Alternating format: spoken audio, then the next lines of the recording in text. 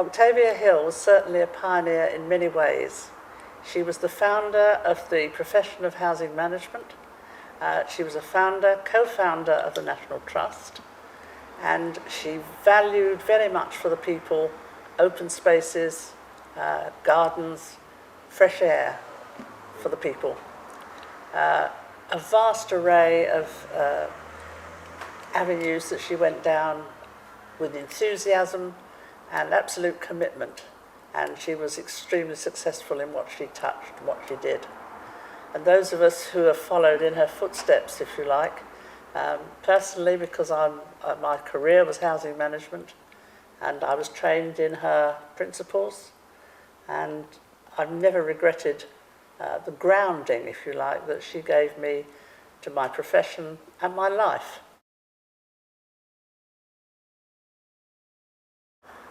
Octavia's principles were to actually foster mutual respect between, as far as housing was concerned, between the landlord and the tenant, not to expect, respect privacy and the dignity of the individual.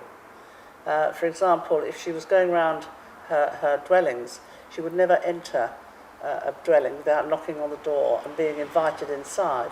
She never took things for granted. She respected people.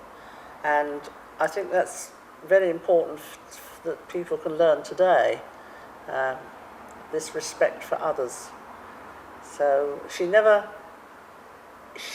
had a duty as a landlord to collect the rent, but in return, she understood that the tenants deserved the buildings to be kept in good repair, and it was a mutual thing.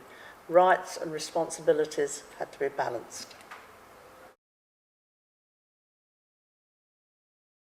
Octavia saw her job as, or her mission, if you like, to improve the circumstances under which people lived. She was introduced to poverty and the poor living conditions when she was quite a young girl, when she lived in London and worked with her mother. She was actually introduced into the homes when she visited some of the workers there. She would see the terrible conditions in which they lived, in which really all they were doing was striving to make ends meet, if you like. But she wanted to introduce something that was more beautiful for them, some gardens, some space, where they could play, so that there was another dimension to their lives. So she wanted to improve their lives and widen their horizons, if you like.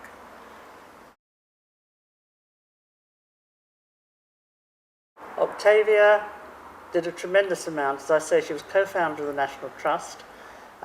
She worked with Canon Rawdsley and Robert Hunter, and they were the three co-founders of the National Trust.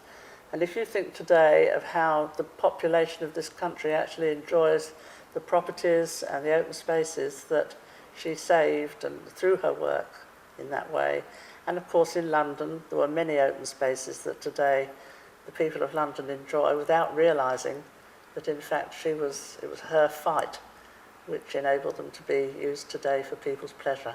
As far as developments were concerned, she liked small-scale developments.